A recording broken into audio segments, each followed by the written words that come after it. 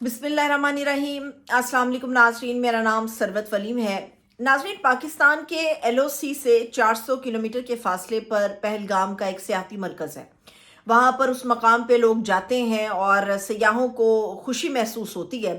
मगर पहलगाम के अंदर ये जो दहशत गर्दाना वाक़या हुआ, जिसमें मुतज़ाद किस्म के नंबर हैं और चंद से लेके कोई 25 का नंबर दे रहा है, कोई 26, 27 और कोई 28 का नंबर दे रहा है। भारत का जो प्रोपेगेंडा है या जो जहर वो उगल रहा है, वो पाकिस्तान के खिलाफ है। भारतीय सरकार की तरफ से अभी तक कोई ऑफिशियली इसके नंबर जो हैं वो जारी नहीं किए गए, जो इस बात का सबूत है कि सरकार को भी कुछ नहीं पता और जो भारत का मीडिया जो उनके दिल में आ रहा है, जो उन्होंने प्रोपेगेंडा करना है, वो कर रहे हैं।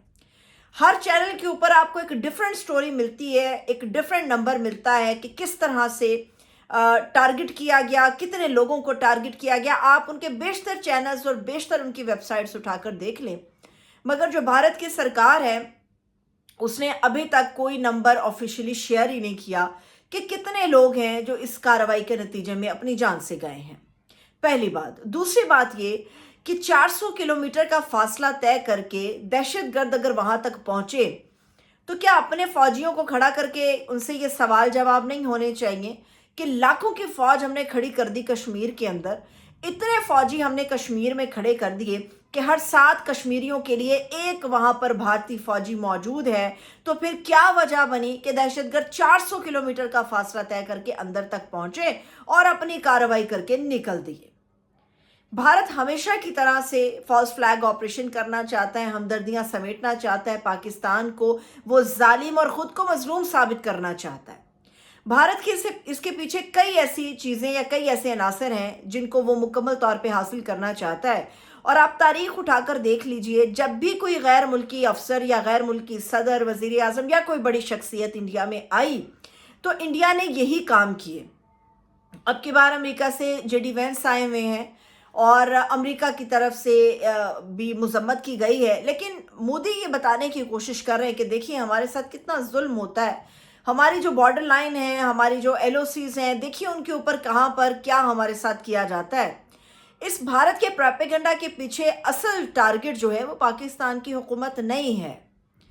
जो लोग बड़ा कीनली वॉच कर रहे हैं इन चीज़ों को और प्रोपेगेंडा सुन रहे हैं भारत का और भारतीय मीडिया का, भारतीय तबसरा निगारों का, तर्जिया निगारों का, उनको पता चल रहा है कि वो असल में पाकिस्तान या पाकिस्तान की हुकूमत को टारगेट नहीं कर रहे। उनकी जो असल दुखती रग है वो army chief general Asim Munir हैं और जनरल आसिम मुनीर का नाम ले लेके उनके ऊपर जो है वो तनकीद की जा रही है। इवन दो के एक तबसरा निगार तो यहाँ तक उतर आए अपने प्रोपेगेंडा में और जहर उगलने में कि उन्होंने हाफिज सईद को कहा कि उनसे हमारा कोई मामला नहीं है, इस पूरी दहशतगर्द कार्रवाई के पीछे पाकिस्तान का आर्मी चीफ है।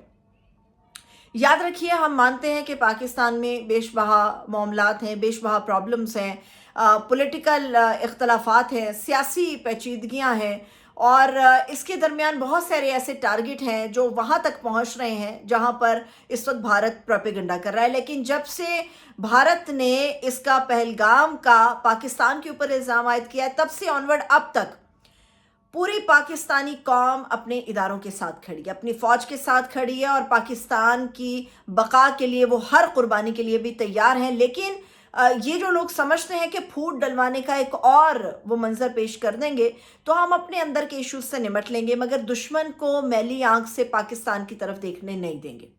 भारतीय मीडिया इस वक्त जंग का बिगल बजा चुका है। आप उनके फनकारों की स्टेटमेंट्स को सुन लें, जो चेहरे होते हैं और कहते हैं फनकार का कोई मजहब नहीं होता, लेकिन ये लोग रिटेलिएशन की बात कर रहे हैं और जंग की बात कर रहे हैं, फौजियों के ज़रिए मुसल्लत करने की बात कर रहे हैं। लेकिन याद रखिए, पिछली मर्तबा अभिनंदन सिर्फ एक चाय पीकर चला गया था। अब की बार शायद पाकिस्तानी हुकूमत दुरुस्त अपना मौक़िफ़ रखती है कि ये मुरवत हम नहीं दिखा पाएंगे, ये याद हमें रखना चाहिए।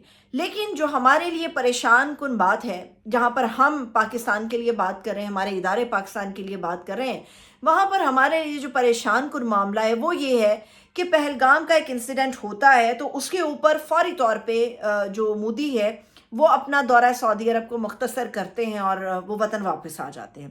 तकरीबन 2 रोज़ का दौरा मुकम्मल करके शहबाज शरीफ साहब जो हैं, खबरें हैं कि वतन वापस पहुँच गए हैं। लेकिन मोदी की खुलेआम धमकियों के नतीजे में पाकिस्तान की तरफ से कोई रिएक्शन क्यों नहीं दिया गया, ये सबसे बड़ा अहम सवाल है।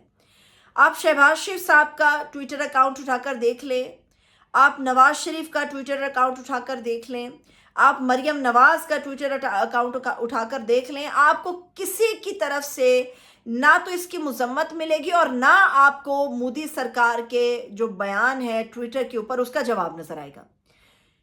ऐसा क्यों है? इमरान खान के ऊपर तबर्रा पड़ना हो, उनकी बहनों के ऊपर कोई मामलात हों, कोई ऐसी कानून से मुतालिक चीज़ हो तो भर भर के मोटे मोटे ट्वीट लिखे जाते हैं। ये रियासत का मामला है कि पाकिस्तान का मामला है, तो इसके ऊपर कोई लबकुशाई क्यों नहीं की जा रही? मोदी ने फौरी तौर पे जो जवाब दिया उसमें पाकिस्तान का लफ्ज़ नहीं है, मगर जो इशारा किया वो पाकिस्तान की तरफ किया। क्या ये हमारे रहनुमाओं पर लागू नहीं होता जो खुद को ठेकेदार समझते हैं इस मुल्क के, कि आपने जवाब देना? बड़े लोगों को तकलीफ है कि सिर्फ मरियम नवाज की क्यों बात होती, क्योंकि मरियम नवाज खुद को इसीलिए लाइमलाइट में रखती हैं कि उनकी बात की जाए। आप मुराद अली शाह को देख लें, वो खुद को उस तरह से लाइमलाइट में टिकटॉक में नहीं रखते। आप भुगटी साहब को देख लें, सरफराज भुगटी को, वो खुद को इस तरह नहीं रखते। आप गंडापुर साहब को देख लें, वो खुद को इस तरह नहीं रखते। तो जब एक हुक्मरान ख़ानदान मौजूद है और वहाँ से कोई तबर्रा नहीं पड़ा गया या जवाब एटलीस्ट नहीं दिया गया, तो उसकी क्या वजह है? ये लबकुशाई आखिर क्यों नहीं की गई? दूसरी तरफ खान साहब ने अडियाला से पैगाम भेज दिया गौहर साहब के ज़रिए, जो एक स्टेटमेंट उनका आना था बड़ा ज़रूरी था। उसके अंदर पहली बात तो ये कि इमरान खान साहब ने जो दहशतगर्दी के ऊपर अफ़गानिस्तान में इसाक डार साहब का दौरा था एक रोज़ा, उस पर उन्होंने कहा है कि केपी हुकूमत को बात करने दें। केपी हुकूमत सबसे ज़्यादा, केपी सूबा मुतासिर है दहशतगर्दी से और अफ़गानिस्तान से वो बेहतर अंदाज में बात कर सकते हैं।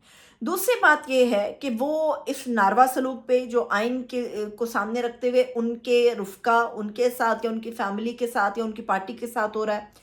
दूसरी बात यह है कि इमरान खान साहब ने कहा 26वीं आईनी तरमीम के बाद जो अदालतें रिग्ड हो गई हैं, कोई जज बात सुनने को तैयार नहीं, केसेस को परसू नहीं करना चाहते, तो उस पर उन्होंने कहा कि एक जामे किस्म की प्रेस कॉन्फ्रेंस करनी चाहिए। अफ़गान मुहाजिरीन का मामला उन्होंने उठाया कि गलत तरीके से आप उनको भेज रहे हैं, ये प्रॉब्लम्स क्रिएट करेगा। और 9 मई की अभी तक खान साहब ने दोबारा से बात की कि उसकी फुटेजेस गायब हैं।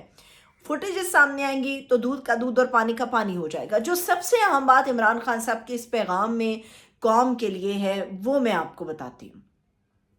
खान साहब ने जिन पॉइंट्स के ऊपर ये पूरा अपना एक पैगाम भेजा है वो ये जाहिर करता है कि जो लोग ये तासुर दे रहे थे कि खान साहब की रफ़का को नहीं मिलने दिया जा रहा, केसेस से मुतालिक वकला को नहीं मिलने दिया जा रहा, सियासी कमेटी के जो लोग हैं कई महीनों से उनसे मुलाकात नहीं हो पाई, इमरान खान की बहनों को मिलने नहीं दिया जा रहा, तो कुछ लोगों का ख्याल था कि शायद खान साहब नरम पड़ गए हैं, चीज़ें शायद हो सकता है कि डाउनफॉल की तरफ जाएं। लेकिन खान साहब की इस ताज़ा पैगाम या हिदायत के अंदर जिन चीज़ों को पॉइंट आउट किया गया है वो ये जाहिर करता है कि इमरान खान साहब झुकने के लिए तैयार नहीं हैं। इमरान खान साहब को जो लोग हुकूमत के ये ताना अब देते हैं कि ना डील होने देंगे ना ढील होने देंगे, तो उनको भी इमरान खान ने पैगाम दिया है कि ना मुझे डील चाहिए ना मुझे ढील चाहिए। मैं आज भी अपने उसूलों पे कायम हूँ, आज भी अपने नकात पे कायम हूँ कि इनके ऊपर अमल दरामद होगा तो ही कोई दूसरी बात जो है वो सामने आएगी। ये वो चीज़ें हैं जो जाहिर करती हैं कि इमरान खान साहब जो हैं किसी भी किस्म के ओछे हथकंडों के नतीजे में अपने उसूलों के हथियार डालने को कतई तौर पर तैयार नहीं है। इजाज़त दीजिए, अपना बहुत सा ख्याल रखिए। खुदा हाफिज़।